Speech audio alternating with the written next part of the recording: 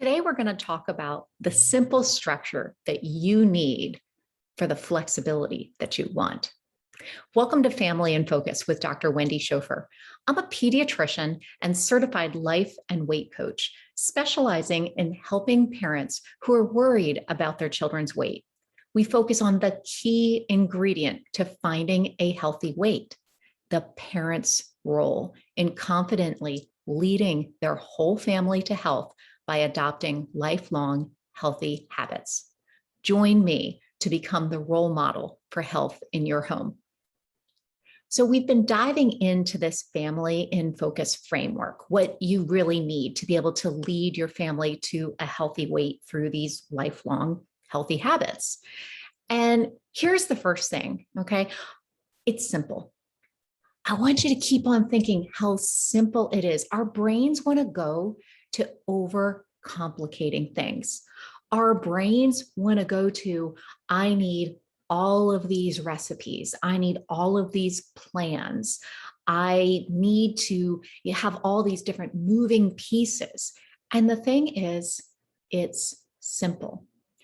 Even starting off with a healthy habit, any kind of habit, you hear that whole thing about how it takes 21 days to create a habit or to make it actually stick.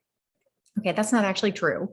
But either way, let's just think about this, that instead of focusing on 21 days, we have every day a new opportunity to give it a shot. If we're saying going out for a walk, all right, every day is a new opportunity. And if you miss a day, it's okay. You can still come back the next day. Let's not overcomplicate things. Okay. So what I wanted to look at today is actually creating the structure, which is also trying to simplify, to make it so that we're not going into this place where our brains are trying to complicate things all the time.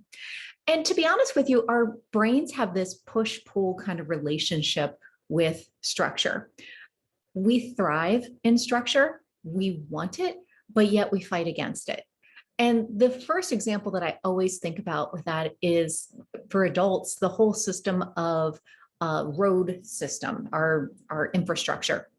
So, we thrive, we can get places where we want to be because we have this organization where we have 2 lanes going in one direction, 2 lanes coming in another direction. We have organized ways to be able to turn, to pass, to be able to go onto a different road. But yet, just notice how our brains are like, no, I don't want to stay in the left lane only when I'm passing. I want to fight against it. I don't really know that this speed limit applies to me right now. So just noticing what comes up for you when you start thinking about structure, how your brain wants to fight against it. It's normal. It's very normal. But here's the thing. Our kids especially thrive in structure. They need it. And it's been part of the problem, a big part of the problem with the pandemic. It really kind of threw everything upside down. In my own home, my kids no longer went to school in person. They didn't know when they were going to see their friends again. And, they were within 20 feet of a stocked pantry all the time. So all of the different structures that they had with going to school, with having only being able to access the lunch area during lunchtime, well, that all changed. And so we got to have that opportunity to create a new structure here at home, but it really made it very clear to me about how they needed that structure and how important it was. So let's look at what structure in the home can look like for you, especially around meals. And, considering our current societal, approach, like we're very much go, go, go. Everything is about how much we can get done, how quickly we can do it. and how many more things we can fit into the day, kind of like that whole thing about creating some complexity instead of simplicity. But the thing is that a lot of times our meals become an afterthought. It's like, oh crap, it's dinner time. What just happened? I didn't think about that. Or I can't believe how time has passed.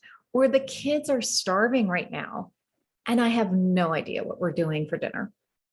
And so consider how you want to structure your meals. And I look at three different things to be able to consider what does structure look like. And first is carving out the time. So thinking about, kids need to eat regularly. They're growing, their brains are growing, they need regular fuel. So I start thinking about breakfast, lunch, and dinner. Okay, first of all, yes, we're going to be having those meals. When are they going to be? And just start carving it out actually on my schedule. Okay, breakfast, lunch, dinner, check, got it. Okay, now what do I need to do to prepare for those meals? And do I need to just make sure that I have the ingredients that I need?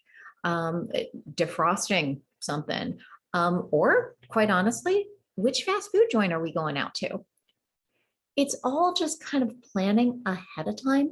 What is the game plan? What is the structure that I have for the meals for my family for the coming day?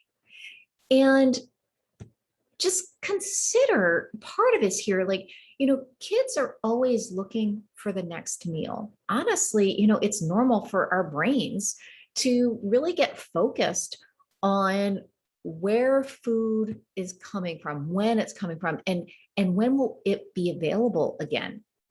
That's hardwiring in our brains. And the more that we can structure, okay, this is the timing, this is what we have going on. Not that you need the full menu, but just that you're creating that trust and that structure. I got you covered. Where that really helps out is when kids start getting hungry. And it is something that you can address and say, hey, I gotcha. Dinner's going to be at 5. It's okay. We can wait. Or if it's a little bit further out, then you can say, hey, go grab one of your snacks. I got you covered because dinner isn't until 5 o'clock. So either way, it helps you figure out the structure for the day and to be able to build that trust for yourself as well as with your child and to be able to communicate that. It's also something I keep on having that kind of voice in the back of my head. That's kind of like that reassuring voice. You got this. It's okay. I got you covered. And it's something I'm saying to myself, as well as something I can relate to my kids as well. So the second part of structure, beyond just looking at the timing of those meals, is actually sitting down for the meals, slowing down. So when we sit for meals, what we do is we give our brains a chance to really listen to what our bodies are telling them. So am I actually hungry? Like, just slow down, stop for a minute, sit down, check in. Am I hungry? Have I had enough? We also tend to pace our meals much more when we're sitting, as opposed to just standing and eating on the run, because we'll have more conversation. We'll set our fork down in between bites, drink some water in between. It's just creating that structure. By just sitting down, it changes the dynamic of the meal. The third part is actually involving the whole family in meals. So you could call this family style. I know some people look at that as a certain type of a platter, but just considering the social structure that's being built into the meal.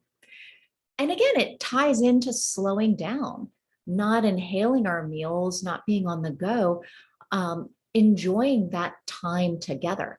Even with fast food, if you're stopping and grabbing food on the way, you can get to where you're going, whether it's a sports practice or coming home, going out to the park for a picnic, whatever it is, and then actually sitting down and enjoying that meal together instead of tearing into the bag while you're in the car.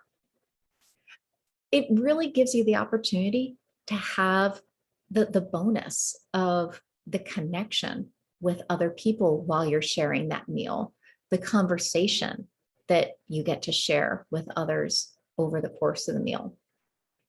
So looking at these different parts of the structure, what this really does for our kids is it teaches them to start carving out their own time for meals, that food isn't just an afterthought. It teaches them to prioritize nourishment, both the food as well as the social nourishment. And yeah, it also helps them learn delayed gratification, that we don't always have to have instantaneous food.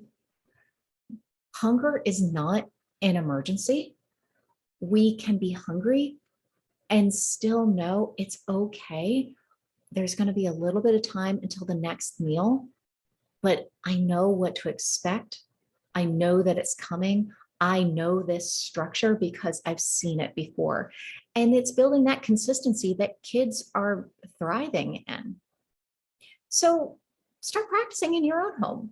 What does structure look like for your family meals? What kind of structure do you want to create?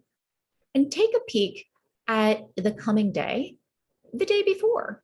How are you going to carve out the time? What do you need to prepare for your meals?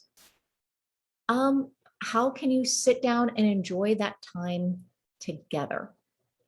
And so the healthy habits that we talk about in Family in Focus, it's not just about what we do, but it's also about how we're being together, how we get to live and enjoy each other. It's not all an act.